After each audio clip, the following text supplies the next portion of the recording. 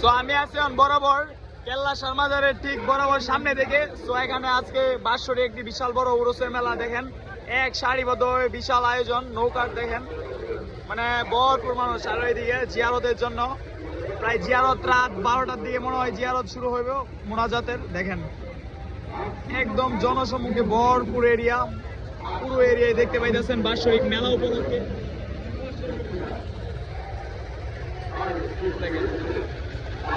নৌকার সারিবদ্ধ বিশাল এরিয়া।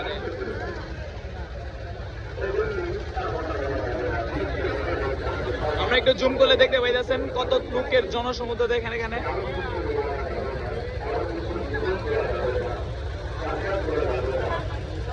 আর এটার ভিতরে বলতে গেলে আপনার এই এরিয়ার ভিতরে এদিক দিয়ে যাওয়া লাগে, আপনার ভরপুর লোকের সমাগমে আমরা যাইতে পারতেছি না, তাই আপনাদেরকে দেখাইতে পারতেছি না। একটু জুম করে দেখাইতেছি যে ব্রিজের বর্তমান লোকের কতটুকু অবস্থা দেখতে পাইতেছেন।